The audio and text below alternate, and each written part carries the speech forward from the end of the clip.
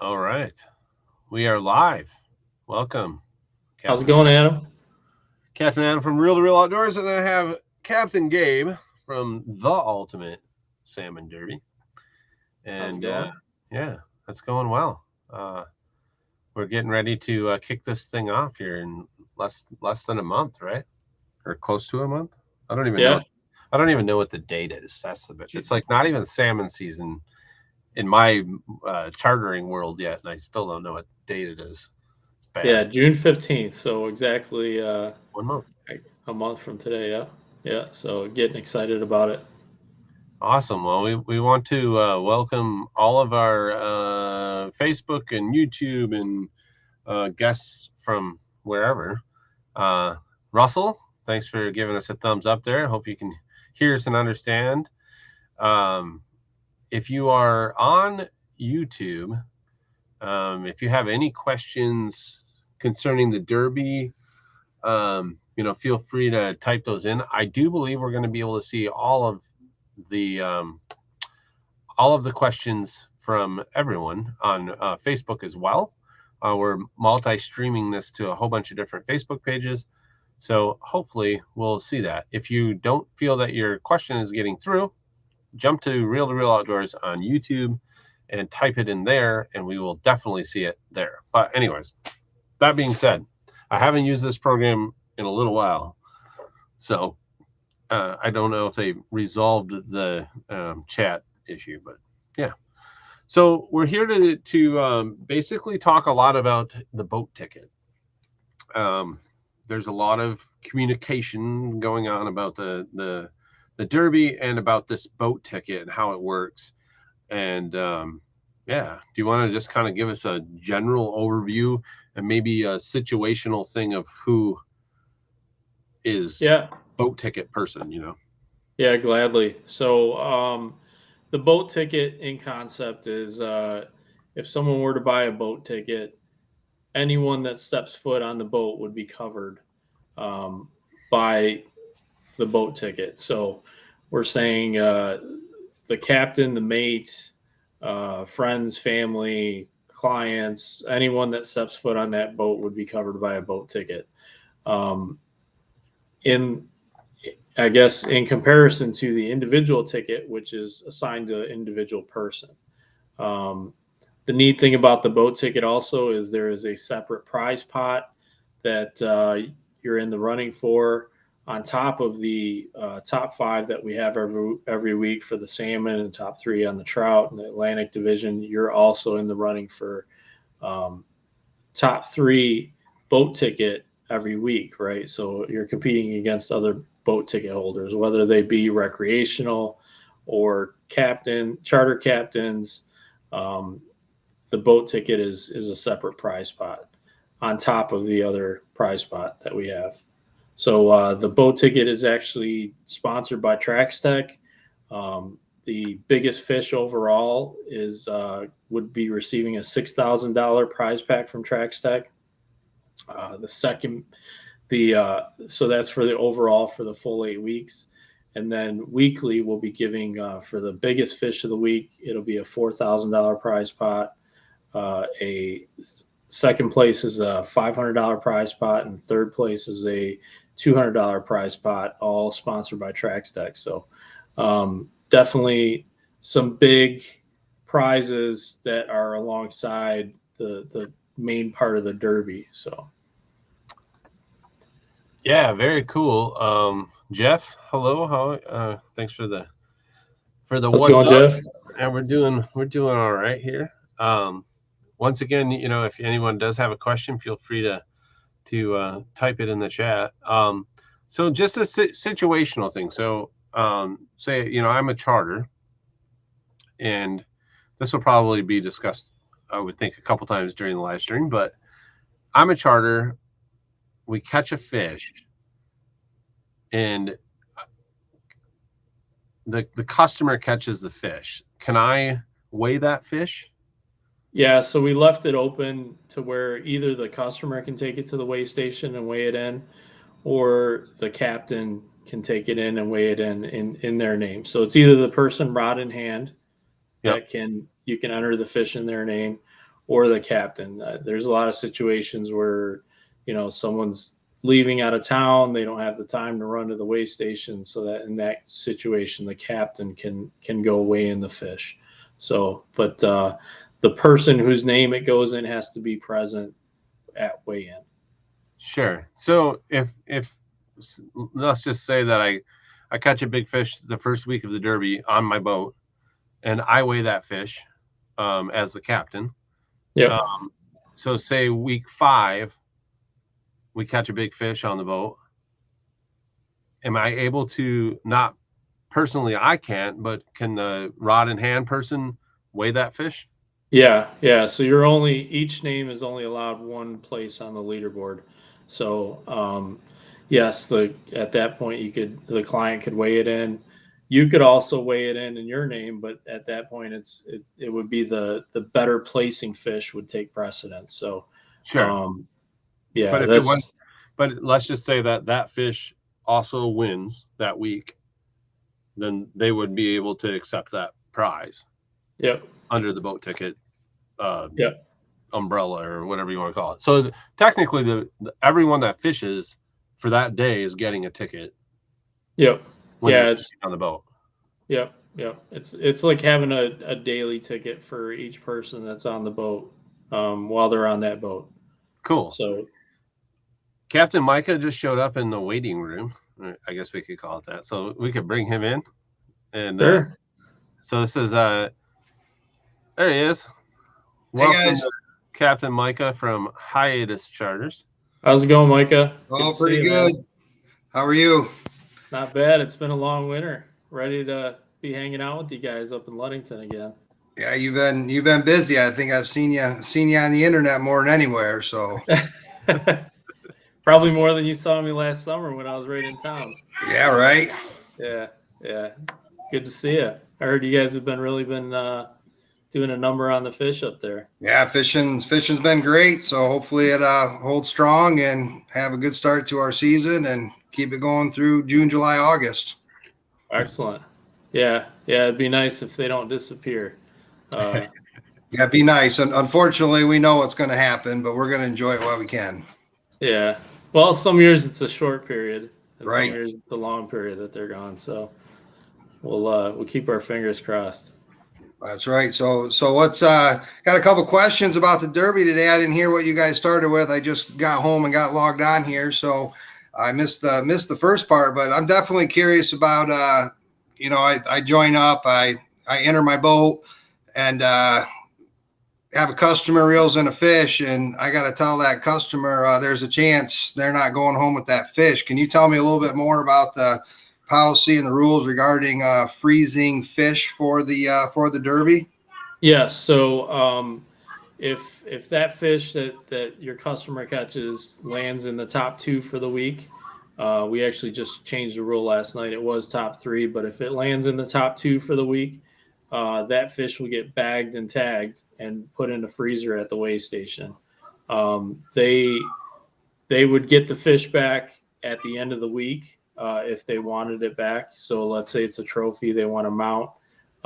We would take due care in dissecting the fish, but we do check the insides of the fish for any foreign objects. We thaw the fish to make sure that there's no ice inside of it. We reweigh the fish. So we do a few things to verify the validity of that fish if it's a top 2 for the week. If it's not a top 2 for the week, then you take it to get it weighed in. All it gets is a hole punch in the gill plate, and they can take it back with them. So the hole punch is how we signify that fish has been weighed in. Prevents other people from weighing in the same fish. But that's the basic process. Yep. So you'll keep freezing fish for that week if the top 2 continue to be, take the leaderboard. So you could end up with quite a few frozen fish that week. Yeah, we could. From what we noticed, we just got done with the walleye event. Usually the leaderboard stabilizes pretty quick, like Saturday, Sunday, the leaderboard develops pretty quickly. And then after that, you may have a couple movements of position throughout the week. But and realistically, if a fish gets bumped out of the top 2, we make a phone call to the customer and ask them to pick up the fish within 24 hours if they're available. And that's the basic plan. Yeah, you don't want 15 fish at Captain Chuck's here in Lexington. You want to try to keep it at as few as possible, hopefully. Yeah, and that's part of the reason we were dissecting top 3. We noticed that some of the weigh stations were getting quite a few fish, and there was a lot of back and forth. So we're going to do top 2 and rely on the rest of our due care when we weigh in fish to weed out any other issues. And that's is there a lie? Like when a fish is weighed in, does it go right up to the leaderboard right off the bat? I mean, is there a lie kind of thing? So the way it works is we electronically, the entry form is all electronic. Fish gets weighed in. That data all comes to me as a tournament official. I review all the data that's on that entry form, make sure everyone has a ticket that was on the boat, make sure the participant has had their ticket for at least 48 hours, make sure that the fish was entered, the picture of the fish was entered through e-tournament. And there's a handful of other things that we check. We just pretty much validate the entry. And then at the end of the day at 8 p.m. every night, we update the leaderboard. On days when we had a lot of activity at the weigh stations in the morning, like let's say Saturday morning, we've done some updates just to keep everyone posted on what's happening. But that it all depends on weather, how many fish are coming in, and so on. So if we see a lot of fish coming in, we'll do an update, like an intermediate one before 8 o'clock. Cool. So what about this the app process? I feel like I remember reading something with the walleye guys that something didn't happen according to the rules with the app. Are we going to have any problems with the app in dead zones on Lake Michigan? There's places out of Ludington here. We lose cell phone coverage. How's that all going to work with this app, this picture? Yeah. So the app doesn't need cell service to operate. The app it strictly just needs GPS. So your phone is always going to have GPS signal while it's running. So basically the only time it needs cell service is to upload and download the picture. So if, let's just say, Micah, you run offshore, 20 miles offshore, you catch a fish out there, you take a picture of the fish using the app, which basically gets a timestamp and the geotag location, but you don't have cell signal. So what'll happen is it just goes into a queue. When you're running back in, it uploads when it gets cell signal, and it still knows that you caught it at a certain, at the time you actually caught it. So the thought process behind the app is we don't want people submitting frozen fish. If that fish was alive on the deck of the boat and we have a picture of it, then there's no way that's a frozen fish. So it's just a way of keeping things honest on that front. So we had some issues on the walleye side with there wasn't a picture taken of the fish using the app, and being in the rules, we had to make a disqualification. And that's with the walleye side. You definitely had a lot of GPS boundaries as well. So we did. On the salmon side, it's going to be a lot more open with regards to boundaries. Basically, all of Lake Michigan, all of Lake Huron. We even opened up the North Channel, Georgian Bay side of Lake Huron. Part of the St. Mary's river system, Detour Passage. We opened that up. So there's going to be a lot less issues with boundary on the salmon side. On the walleye side, we had the Ohio waters of Erie were not part of the Derby. So we knew there was a different class of fish over there. And in order to keep a level playing field for everyone that was participating, we had to rule that out. So it was important that the app also tracks geotag or your geolocation, and it'll tell you if you check the app, it'll show you exactly on a map, hey, I'm close to the boundary, I'm over the boundary. And if we get a fish that's submitted outside of the boundary, we know. We also know when people cross. So cool. Well, So catch that fish and get a picture right away is what you're saying. That's how this app works. yeah, before it goes into the box, before it goes into live well, you got to get a picture of it, and that time stamps it. Then you got 24 hours to get it weighed in a weigh station. Okay. Well, we have a couple of questions coming in here. Sure. Jeremy asked, is the boat ticket separate from the individual ticket holders division? So is there two divisions, or is it all together? I think that's what he's asking. Okay, so the boat ticket side of things, you're still competing in the, with all the individuals and families and everyone else for the big prize pots. The only thing about the boat ticket is there is a supplemental prize pot that's by TrackStech. So there's an extra prize pool that you also get entered in, which everyone else isn't competing in. So that I hope that answers that question. Yeah, Jeremy, yes. Yeah, he said yes. So another one is from Hooked Up Sport Fishing. They asked, is there a deadline to enter the Salmon Derby? There is no deadline. We have a 48-hour cooling period. So basically, if you buy your ticket, you have to wait 48 hours before you can enter a fish. And that kind of works hand in hand with the app. So we see when a fish was caught through the app, and we know, hey, we'll back check when the ticket was bought, just to make sure that people aren't buying a ticket when they already caught a fish. All right. Well, Captain Micah, do you have any more questions, concerns? Are you leaning one way or the other?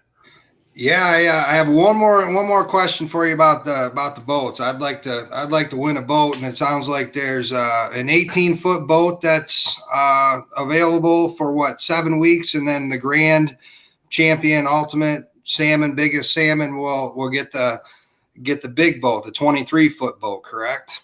That's correct. Yep. And that's all based on entries. We hit our goals on the walleye side. I think a lot of people are waiting till the very end to buy their tickets. So we haven't quite hit our goals yet on the salmon side, but I anticipate we'll make it there. We'll be awarding that. We're actually having our award ceremony on Sunday for the walleye side. So if everyone wants to tune in, we'll be doing a live event for the award ceremony. You'll be able to see the boats and so on, and should be a pretty cool thing to see. So seven 18-foot boats for the seven of the 8 top salmon, and then the top salmon gets an 18-foot boat, and then of course I'll be in the boat side. I would get the TrackStech prize pack too, and the ultimate. Yeah, so the prize pack for the boat ticket side of things, the captains can win multiples out of that every week. So, I mean, you could, if you're really on some big fish on the boat ticket side of things, you could win first, second, third on the boat ticket side. So, on top of that, we're offering up an extra $5,000 check to be added to that if we hit our 40 boat target on the boat ticket side of things. So, to the biggest fish. And you're still put in for you do a drawing every week, right? And give away a prize pack every week? Yeah, since the beginning of February, we've been giving away $250 prize packs. And those are drawn weekly. So the $250 prize packs, we do weekly drawings based. It's a sweepstakes. So anyone that's entered into the Derby automatically gets entered into the sweepstakes. And those go all the way till the end of December. Cool. Right, so a little incentive to get signed up earlier than wait till later, kind of a deal. Well, I haven't done the sign up yet, but I almost pulled the trigger today. I'll say one thing that Captain Adam said to me, I don't know, a month or so ago. He said, "Don't worry, if you don't join, you can use my new boat anytime you want." So right there, the competition, I was pretty much in at that point. I just gotta get on there. So yeah, hiatus charters, we're in. So count us Awesome. good to go. We just got to pay the money. Awesome. Yeah, we're excited to have everyone. I know there's a lot of great captains on the lake. I know there's a lot of talk about who's got the biggest fish, the east side of the lake, the west side of the lake. The northern guys think they have it in the basket. There's some guys up in the northeast corner of Michigan, so on the Lake Huron side, that think they got some tanks over there. So it's going to be an interesting. A kind of, a cool thing about it is that you just got to catch the biggest fish caught that week. So, if you're in one of these areas where they get these big migrations of large fish, which, we'll have one during, there's a couple that happen in Ludington. We're having one right now, and then we'll have, at least a couple others where we'll see these big pushes of large fish. Wisconsin gets it, the same thing, the guys in the UP, they've had some good fishing. I won't talk about it because I don't want to drive people north to where they are, but send me a message and I'll give you the GPS coordinates.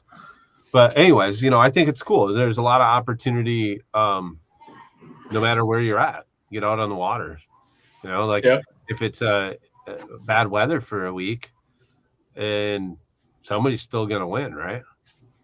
Yeah. So, and that's really how it's set up. Way too many times derbies, someone will win it and then it kind of discourages you. That someone plucks a real big one, like a 36 or 37 pound fish, and it discourages everyone.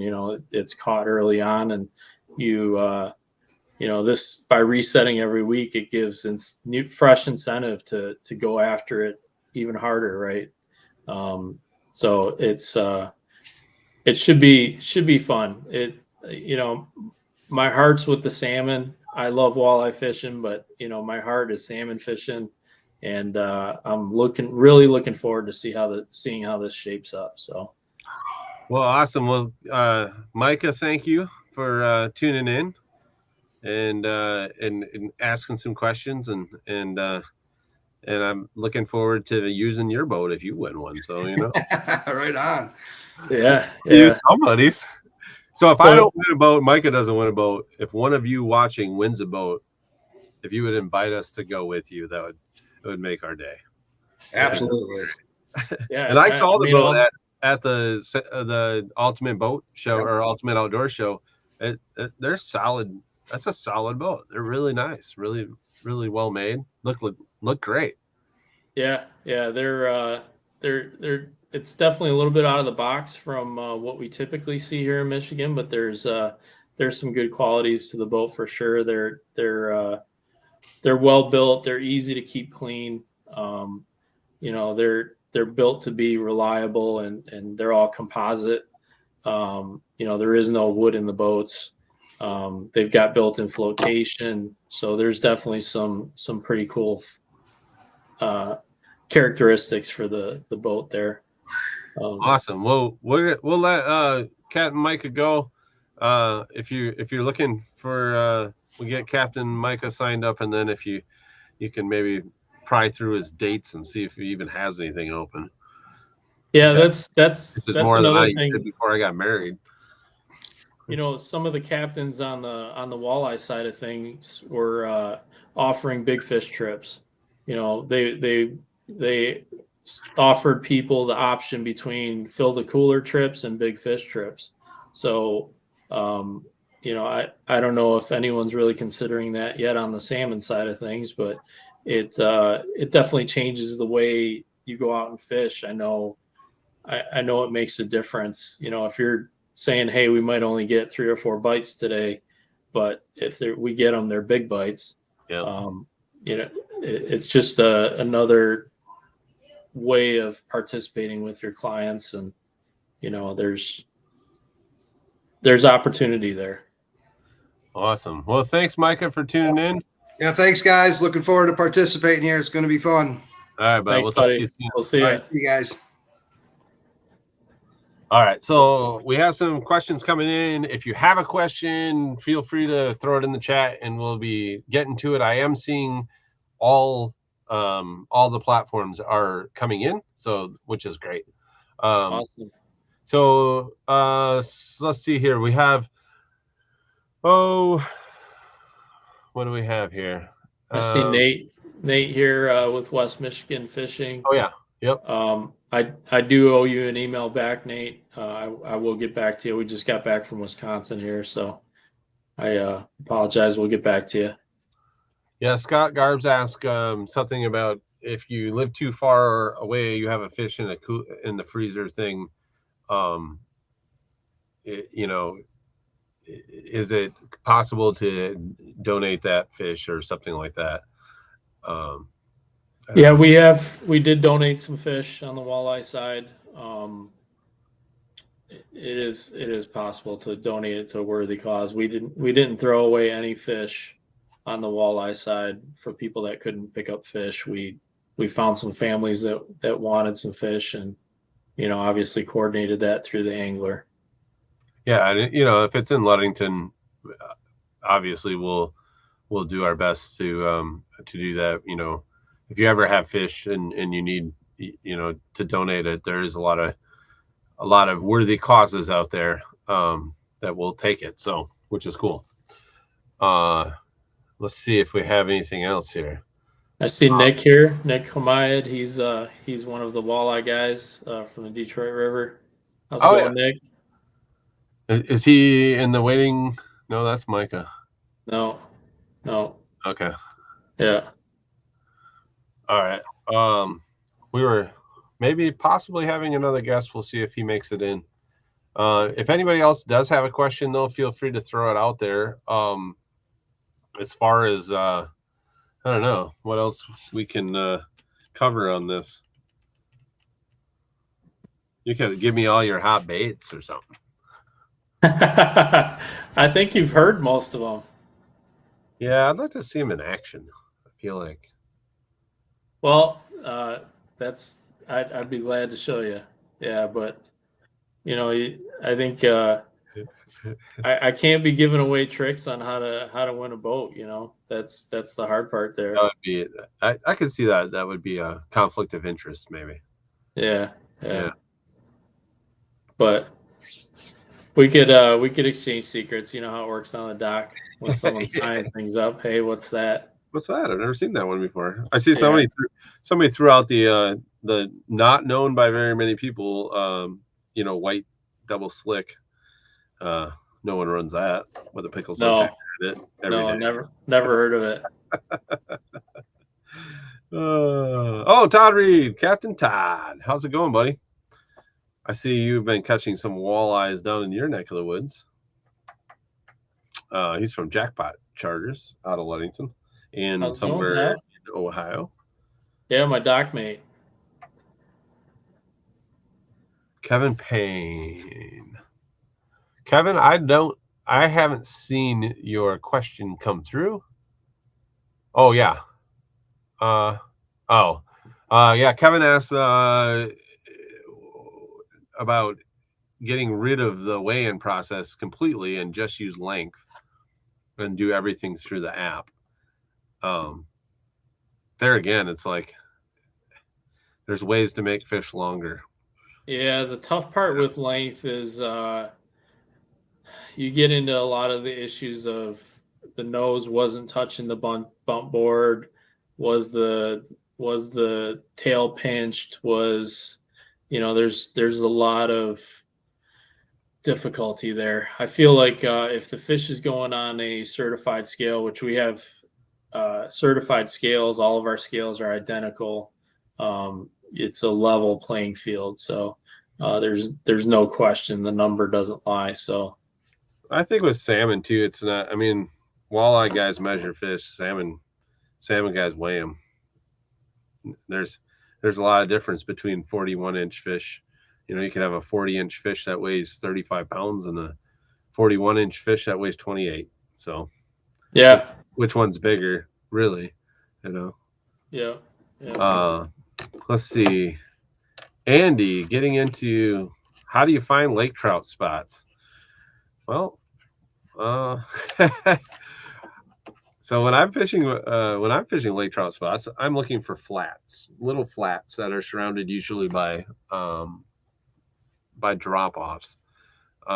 So, and I'm looking for generally a harder, kind of a hard bottom, not like rock, but harder surfaces.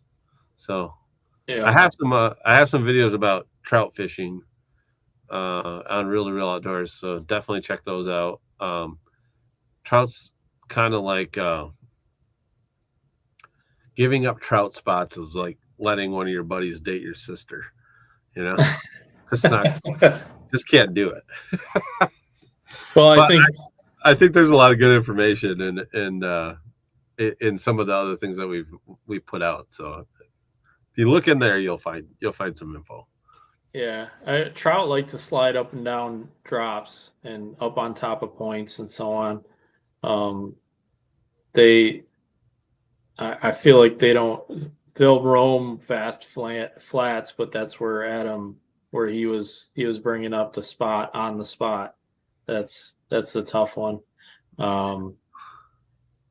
But yeah, I agree with what you were saying.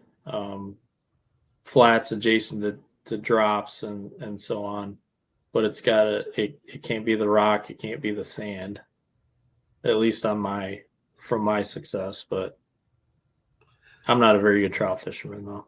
That's one thing let's talk about that we haven't talked about is so there's different divisions. So you have a salmon division, which is king salmon, right? Yep. And then you have a lake trout division. Is that every week as well?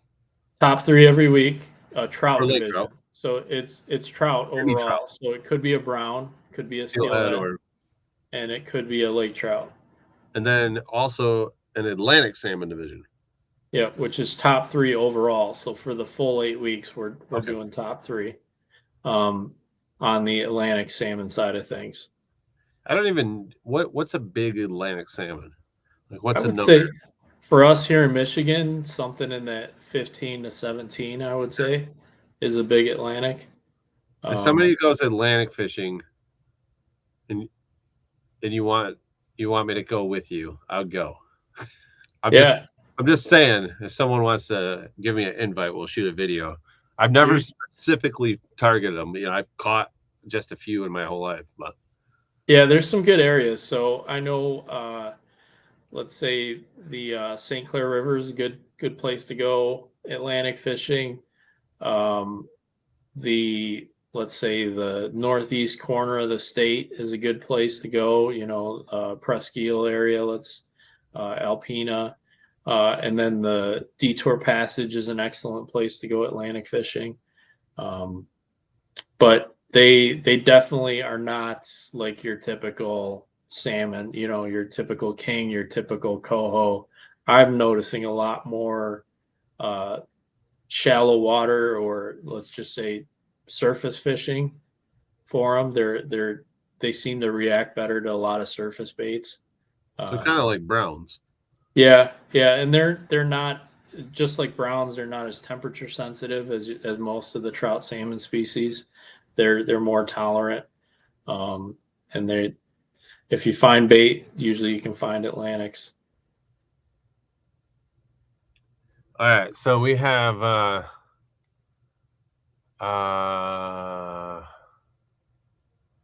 what else we got here? The catfish people down here.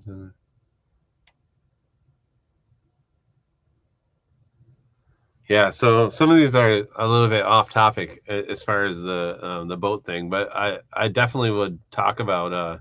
I have never heard of a skipjack for meat rigs. I did hear, I did hear there could be some herring that makes it to Michigan this year legally. So that would be interesting to see. Ballyhoo, of course, will be available. A lot of people use alewives. You can catch them, sabiki them, or net them, and use those. So that's another good way to get some bait. Tom asked about my drill setup for my electrics.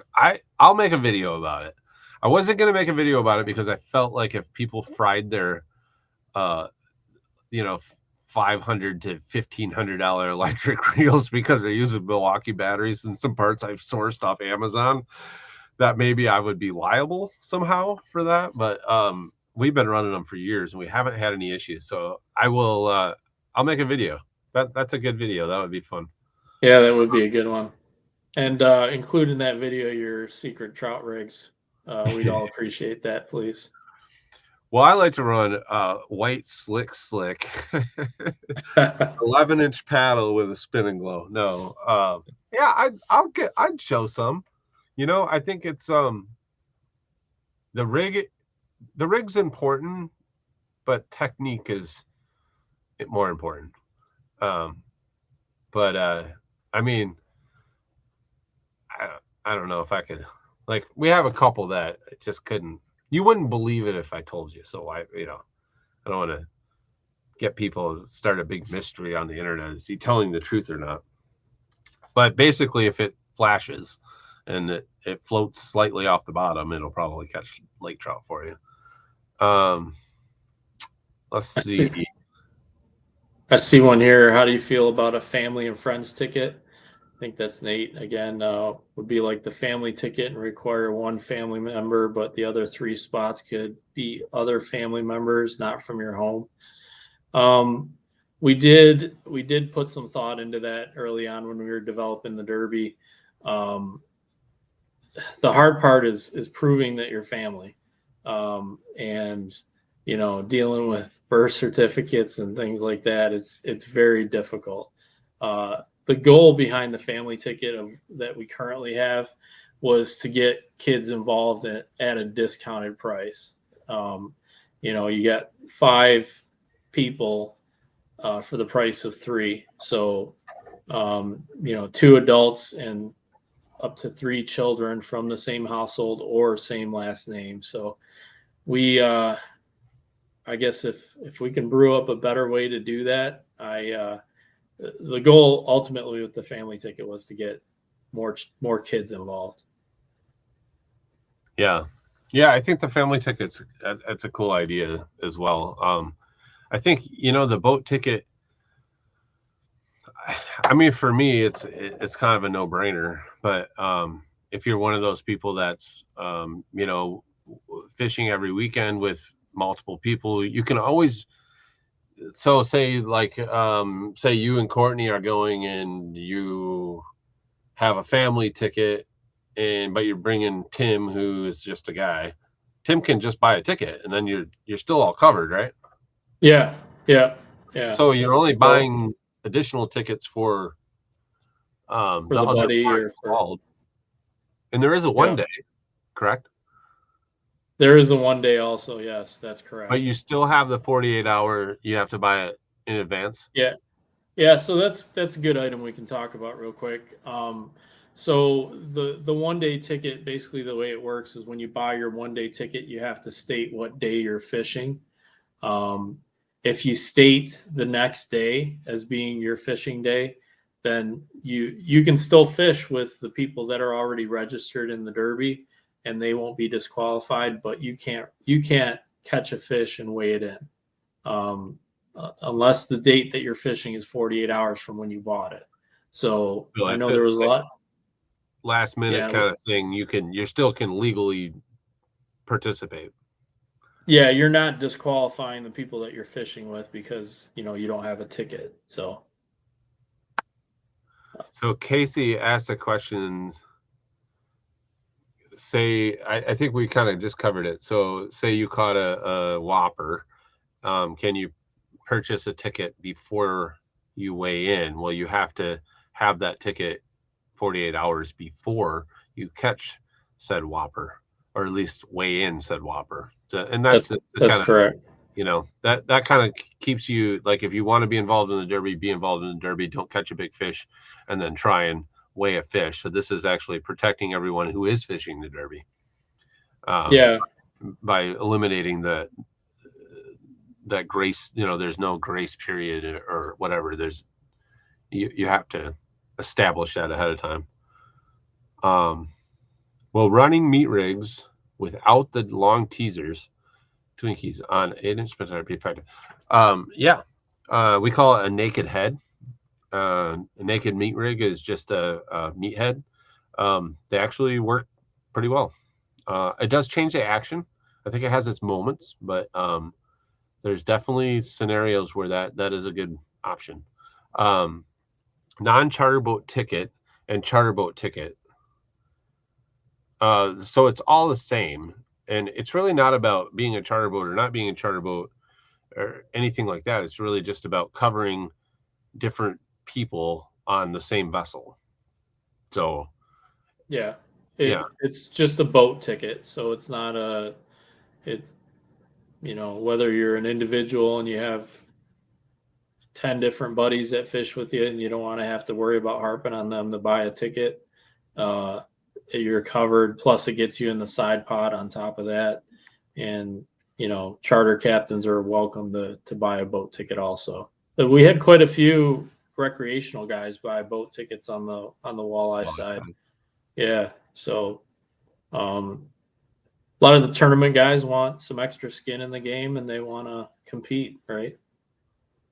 So Captain Chris, Tangled Tackle, guy's famous on the internet.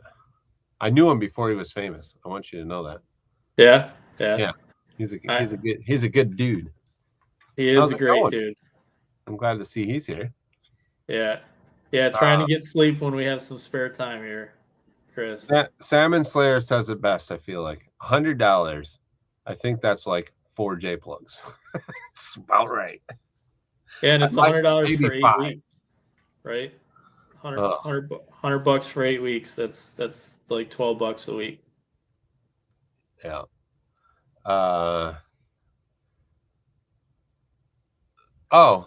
Casey asked if now that the season's underway, are real outdoors videos on pause? And no, they're not. I'm going to continue to try to create content during the season.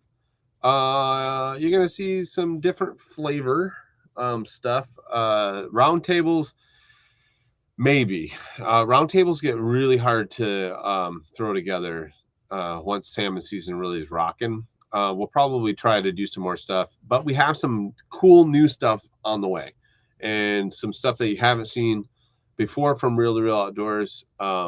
So keep an eye out for that. I'm going to try to do a lot of not live stream, but try to do a lot of videos from the boat, and it will be kind of a hybrid thing, but I'll be showing you the baits and showing you the fish that we're catching, and you can kind of live in the glory of salmon fishing from your couch or something like that. But I'm going to try to continue to make as much content as I can, and definitely do some tutorial stuff, how to's, that stuff, keep that going. So we have some new space available to do some recording in, and so that'll be excellent as well. Wire diver depths. So Casey sent me this message. I'm sorry to draw away from the. It's all good. But so I don't know, Casey, if you sent me the message or who, but here's the rule of thumb for wire divers. So I run 2 wire divers. I run a 104 and a 124. So a mag weight, mag ring, low diver, and a high diver with a medium sized ring. No weight. So small weight, not a mag. If I'm doing that on a wire diver, speed is tremendously plays a role in this, all of that. I'm going to set my low, but in a mag 124, non-mag 104 diver, my low is set to 1, and I figure that it's 50%. So if I let it out 200 feet, it's 100 down. If I let it out, 160, that's 80 down. As you go past 200, it doesn't remain linear, and you start to see this curve where it starts to plane out. High divers, same thing. My high diver is that medium ring regular diver, and it's set on 3. And I figure that if I let it out 200, so I figure it's 1 to 3 ratio. So 1 to 2 ratio on the low, 1 to 3 on the high. This is on a wire. This is totally speed dependent as well. You slower you go, the deeper it goes. But I figure it's 1 to 3. So if I let it out 240, that would be 80. 180 would be 60 down. That's my rule of thumb. That's what I work off of. It's not written in stone. You know, if you turn, your inside divers are going to dive because they're going slower. On the outside of your turn, those will actually rise up.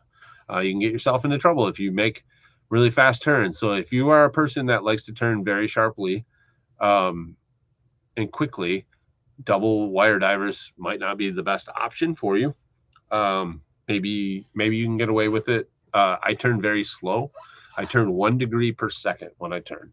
So if I'm turning 180 degrees, it takes me 3 minutes. That's my rule of thumb. So hope that helps anyways. But I'll do a video that's a little bit more like full diver setup. This is how we do it. This is how, this is how I set up my low. This is how I set up my high. I'll show you the whole thing. Yeah. So Casey says there again, out of the package, deeper divers don't have rings. This is correct. Deeper divers are molded with the ring on. So the Lure Jensens were the ones that needed the rings. And then they had like a regular ring, a mag ring, and a medium ring. I don't even know that you can get medium rings anymore, but you used to be able to get them. But anyways, the deeper divers, which are now the Dreamweavers, Dreamweaver owns the Walker Deeper Diver now. Anyways, that one there is no ring, but that's why I said it's a 104. I think it's a 104 or 105, and it's centimeters, or 105 millimeters. I guess would be what it is, and then 124. But it's the mag and the regular. But I'll get those exact things and I'll post that as well in that video. I'll just go to Dreamweaver and ask them. They'll tell me. So cool. All right, so we looks like Bob is here. Awesome. Yeah. So let's bring Bob in. You want to introduce Bob quickly? Yeah, we'll do. So, hey Bob, how you doing? What's happening, guys? Having a good night? Yeah. So Bob is a charter captain, Real Fire Sport Fishing. He participated in the walleye event. He was a boat ticket holder on the walleye side. His client, Christy, won the week 4 prize. She won a boat for week 4. So I figured we'd invite Bob over. He could give you the perspective of someone who bought a boat ticket. And how things worked on his boat. He can give you some information about his clients that ended up fishing and how they liked it and so on. So thanks Bob for joining and helping us out on this podcast. Yeah, thanks for having me. It was a mixed emotions. People didn't really even know we were in a fishing tournament or had a chance to be in a tournament, and some of them knew all about it and were excited about how do we get in. And it's like, we bought the boat ticket and like all you could do is sign the waiver and we're fishing, and we were lucky enough to have Christy pop that last one in the week 4 and win it. So it was a good time. People didn't know what to expect, like giving a boat away a week, like you're crazy. I'm like, no, we're doing it, and it was all good. Awesome. So I guess you being a charter captain, we listed you on our website as one of the charter captains that had a boat ticket. You obviously saw some of the recreational guys that had boat tickets. There was quite a few of them made the leaderboard. The boat ticket side of things, it was almost like watching 2 tournaments happen at the same time. You had the main leaderboard, and then you had the boat ticket side of things. Guys were jumping in, eking each other out by 0.02 pounds, 0.04 pounds. It was a tight race. Yeah, it was a tight, and everybody, fishing a tournament, you're fishing a tournament, you're fishing to win. As a charter captain, you're supposed to fill the boat, and fill the live well. And they're like, you guys want to go fish, fill the live well? You want to go chance to win a boat?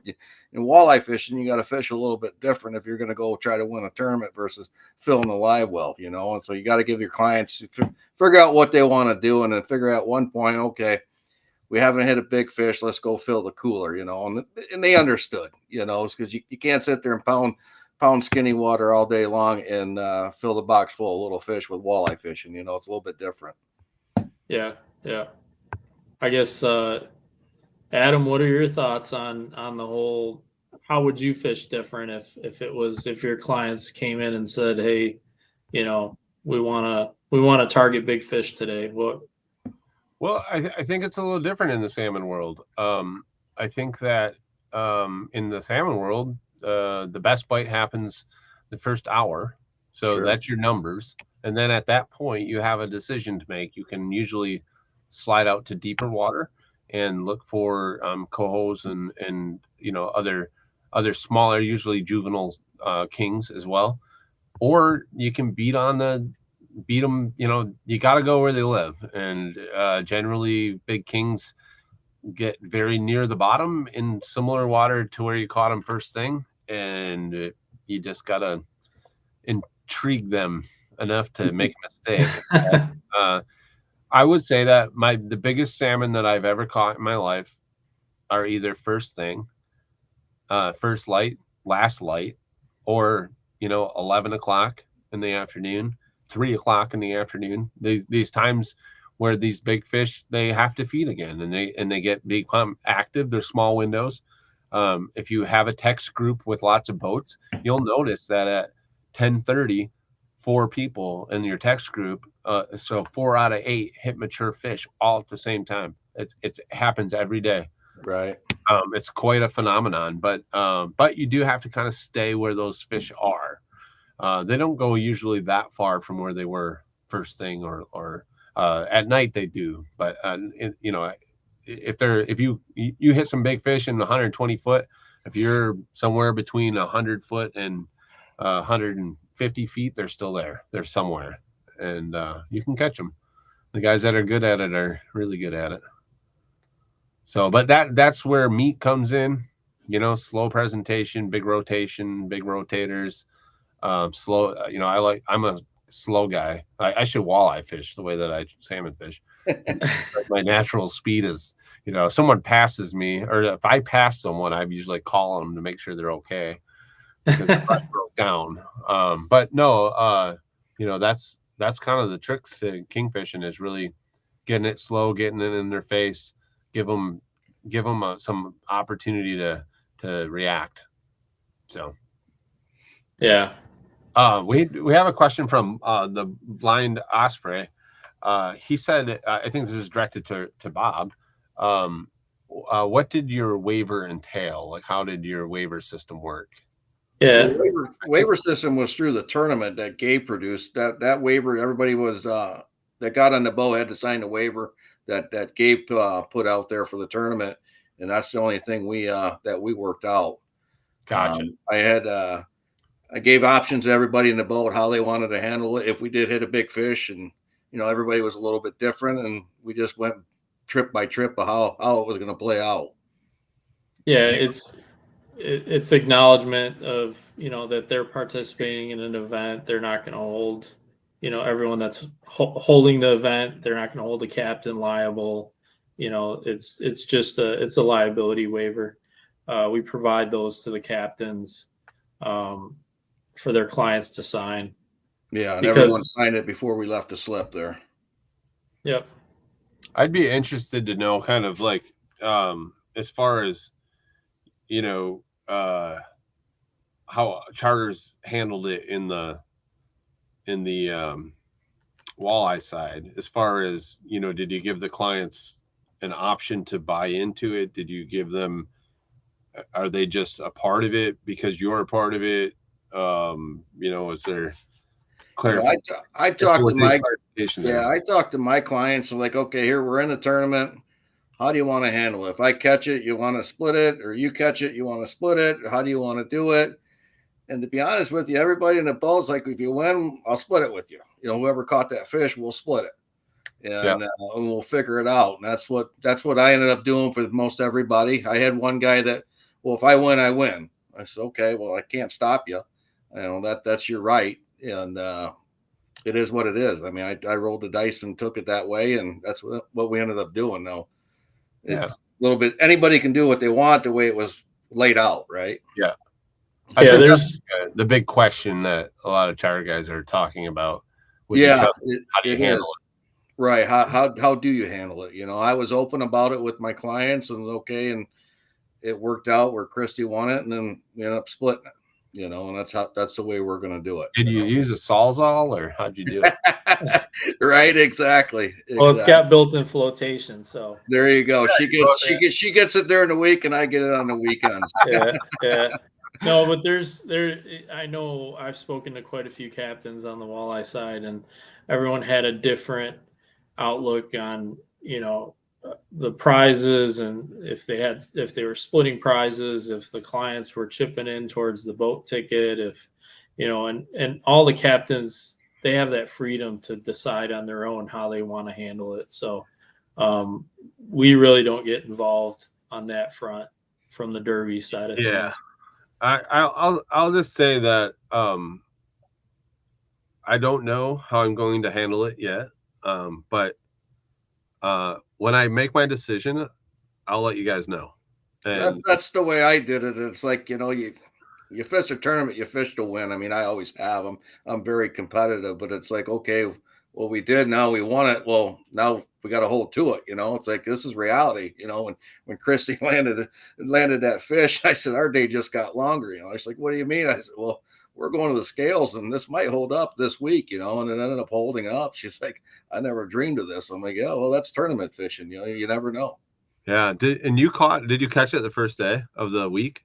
The first 25 minutes of the trip. Well, I mean, like the first day. That's Saturday. It rolled over for that Saturday morning, and it was the first 20 minutes of the trip. I mean, I think I called Gabe at like 7:37 and like, make sure I did all this right. It's like, yeah, you're good. You like, holy smokes. Now, like, when did you find out that you won? Did you have to wait all week to see if it got? Yeah, 9 days on the last one because it rolled over the extra 2 days. So yeah, then Gabe posted, well, we'll post the winnings at 9 o'clock. I'm like, man, you said 8 like 2 hours ago. Now it's 9. Come on. Yeah, I think Bob called me at 8:05. You gotta tell me. I need to know right now. I'm like, what are you doing to me, man? But now it worked out. As fun as you watch it every day of the updates on the tournament to see who weighed in what, and just want to make sure you're still on top. Yeah. So. Yeah. I mean, there's a lot of different ways to handle it. There's a lot of different ways that we handle tournaments over here. I don't fish tournaments with charter customers generally. Right. In the hiatus days, we had like full share and guys that fished with us that weren't full share. Sure. And guys that were, and we worked it all out. Normally, somebody asked a question: would the charter get a cut if you're in a tournament? So this is new to me because I haven't done it before. Generally, when I fish tournaments, most of the time it's like a business, sure, where everything's paid for, and then the business is the recipient, but everything comes off the top, right off the bat, gas, entry fees. And when we run muskie tournaments, the boat usually gets a cut, or yeah. Or gets 10%, and it's at a 5-man tournament. It's at 6-man, so it end up getting a cut. The way I look at it, the clients, I mean, everybody knew they're going on a trip. And if they walk away with $5,000 on a charter trip that they just paid for, I don't think anybody was going to complain. No, I think that's what I mean. I was kind of thinking like this is where my head's at on this whole thing. And anybody that's watching that's a charter, maybe that I'd love to have conversation. But I'm thinking if I give the charter an option, if they want to be, it's X amount to be a part of the Derby. And then if they win, they win. Right. Or, that if we catch a big fish, the boat would retain the prize and they would get a free charter. I don't know. You know, There's so many variables on how you do it, and I don't think anybody's going to complain if you do pop a big fish in a Holt and they win something after a paid trip. You know, I don't think you're going to have many complaints. yeah, we do this Big King Bonanza over here, and Sure. that's just something that we buy into. I've never offered it to customers to buy in. Sure, no, exactly. Something that I did with the boat, and it was my own accord. Right. You know, and when I you know, anytime I did win money, but this is a little different, you know, a boat's a little more than exactly. kind of deal. Exactly. Yeah. So Courtney was asking, Bob, what's your take on the e-tournament app? What's the honest feedback there? Getting set up, You know, I'm not a big IT guy. I think I fished a couple days without turning the map on itself. Thank God I didn't pop one that day. But once I found out, you know, when to turn the map on and allow while you're using the app, and then it was automatically there. So once I figured that out, it was pretty easy. So it wasn't too bad once you get it dialed in, and then you just turn it on and make sure you check in. What I did every time, because I'm not an IT guy, is once I got the check mark on the checked in, I actually took a screenshot on my phone because it was time stamped, just to make sure that, hey, like I might have screwed this up, but here's my picture saying that I have it time stamped that I was checked in that day. So I have like 20 pictures on my phone of checked ins. So just a security thing for me, you know, just make sure I wasn't screwing it up. Sure. Yeah, that makes good sense. I think that this is something that maybe I can assist in and make a video. And then maybe, you know, I'll weigh a fish and show the process of how it would go. Yeah. We'll try and get that out in the next week or so. Once I submitted a fish, you know, I did submit the one fish. That was easy part. It was getting that map thing that I wasn't sure of, but once I figured it out, it was good to go. But submitting the fish was pretty easy. Cool. Thank you. Thanks for the feedback. I know folks have concerns about it, and you know, we've done a few things to streamline the app, and the registration in the app and everything else. So it should only be better now for the salmon side of things also. We took some advice from some of the participants on the walleye side. And we are going to have some more videos. I know we did a little screen share video of how to download the app and all that. So we'll be sharing that to everyone, and we'll be rolling out the app to all the participants here somewhere around the 1st of June. We'll be rolling that out to everyone. They'll be getting an email. So everyone keep an eye out on your inbox for something from e-tournament and the Derby. Yeah, very cool. So I think, you know, we're about an hour in. Bob, do you have any other thing that you'd like to share or information, question, anything like that? No, I just being in the whole month-long tournament. I think the salmon side's 8 weeks long. It just made it a lot more fun to get out there, and it's like you're actually fishing for something, and that competitiveness comes out in everybody. You know, it made a lot of fun. Yeah, we just had a quick question. We did cover this earlier, but somebody asked, with the app, do you need to remain within cell phone coverage at all times while fishing? And I'll let Gabe answer that one. Yeah, the answer is no. You don't. When you fire up the app, it all it tracks is GPS location. When you get back into cell coverage, it'll upload your fish entries and so on. It actually saves a copy of the picture with the geotag information locally on your phone when you do take the picture, and then once you get into cell phone range, it'll update on its own. Cool. So I hope that answers that question for sure. It sounds like, I mean, this isn't like new technology, this app. This is something that's used in other fishing tournaments, and you're just using it in yours, right? I mean, you're not like an app creator on the side. No, it's not new technology. There's entire tournaments that are run through the app. The one thing that I will say is it's probably the biggest tournament at one time, the greatest number of users at one time for the app in a single event. You know, typically it's a 50 boat tournament or 100 boat tournament, you know, as far as the number of, but we haven't seen any issues with hang up of the app and so on. But we'll roll all that out. We'll be available to answer questions just like we were on when we did roll it out. We'll be there for support as far as getting the app loaded. And so if anyone has any questions or issues, you know, we're available via phone, email, messenger, all of them. So, you know, we hope everyone reaches out.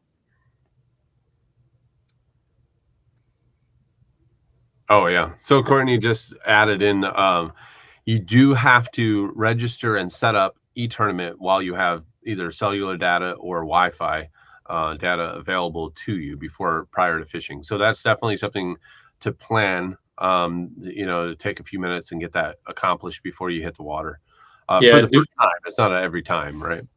Yeah, doing it on the water is not the preferred place to do it. You know, usually signals go away pretty quickly, especially salmon fishing. You get away from shore pretty quick, and yeah, you know, I would suggest doing it on your couch. And if you have an issue, call us. We'll have the practice tournament set up again for people to submit fish as a practice. Even if someone, you know, takes a picture in their living room of their feet or whatever it is and submits it on the regular app, we'll know that it came through, and we'll be able to tell you it's good or it's not good. And we have no issue with diagnosing or people asking questions. Is it good? Is it not good? Are we set up properly? Yeah, that whole process was pretty smooth. Once you get it to go, all you do is turn it on and you're good to go. And like I said, submitting the fish, it was pretty self-explanatory to go through it. I wasn't into panic mode then. Awesome. Well, Bob, thanks for joining in the conversation. I think we're going to kind of wrap this up for today. I will. You guys have done, like, I'm a charter. I signed up. I saw another charter sign up as well. And just if you are a charter watching this, they did a really nice job. Like, I appreciate sharing the social media stuff and announcing that we were involved. And then you also have that on your website. So if somebody wants to be involved in the tournament, you can find a boat ticket charter right on the Ultimate Salmon Derby website, correct? You have a list of charter boats that are available. Yeah, that's part of what we do for the charter boats. Is we have a tab on our the ultimatesalmonderby.com website where we list all of our charter captains that are participating in the event. They get listed in order that they sign up for the event. So the earlier you sign up, the higher at the top of the list you're going to be. And it's another resource for advertising. If you guys have open spots that you want to try and advertise, by all means, reach out to the Derby. We'll share your posts. We'll create posts, whatever we can do to help out the captains. And that's part of the resource is the marketing side of being a captain with us. And you guys did a great job at doing and sharing everybody's posts. I seen it all along the walleye side of things. You guys were always sharing everybody there. So commends to you guys. Thank you. Thanks, Bob. Yeah, I really appreciate what you guys are doing, and I want to support it however I can. It's just a cool thing. I think it gives you an added incentive to get out on the water. Get your kids out on the water, get your friends out on the water, get out there, try and catch a big fish. Adds a fun dynamic to the whole thing. It's like fishing a tournament for the whole summer, which essentially is with our charter group that I fish within. Every day is a tournament for us, so we're always trying to one up the next guy. But there again, like, if you have questions about trying to catch a big salmon or anything like that, feel free to send them to me. I'm happy to engage those however I can. If you are looking for a charter, definitely check out the Ultimate Salmon Derby and check out those captains that are involved. Hopefully there's one in your area where you'd like to fish, and get out there, get out on the water. And a great way to learn how to catch big fish is to book a charter, especially with charter guys that do tournament fish. You can learn a lot in one trip. So, Yeah. Gabe, thanks, man, for always a pleasure. I hope to see you in person soon on the dock. Your dock's still there. I was there today. Yeah, thanks. Yeah, I should have made a video today of day in the life of a charter captain when I spent 4 hours trying to change out a toilet on a boat. I think the next boat I have is just not going to have a toilet. But anyways, it wasn't Just as a bad. hole. Just a hole on the bottom of the boat. Just a hole. Yeah. Yeah. Oh, so bad. So bad. I'm like, I'm about to buy a walleye boat now. I just no toilet. Sorry. Yeah, and if anyone wants to know Adam's secret baits, just reach out. I'll help you out. Yeah, I had to put security on my boat, keep Gabe from going out there and taking pictures. All my hot baits. Everyone's always like, "What do you really catch them on?" I'm like, "No, the things that I show you that's what I catch them on. I got nothing to hide. You know, it's I want everybody to catch fish. I want to catch more than everyone else, and I want to catch bigger ones than other people. But at the same point, like, you know, I see a kid and a dad, and they're going out there and they're gonna have a great time together on the water. Catch some salmon. You know, I'm here to help. So, however I can do that, just ask. I'm always good for questions. But if you have a hot bait, that being said, I'll do that for all of you. If you have a hot bait, send me a private message. Tell me where you're running the bait, what bait it is. You know, I won't share that with other people unless you want me to. But I share my information, so share back just directly to me, no one else. I thought that this was my whole idea. It was really real. I'm like, oh, I have so much information. Sometimes I feel like I'm just giving out more information than I'm getting back. I don't know. But no, it's been fun. Thank you guys for tuning in. Hopefully, we'll make some more videos soon. And as soon as we start fishing this thing, the first day of the Derby, I'm taking my dad fishing, and we're going to go catch a big one. So I'm excited about that. So good luck, guys.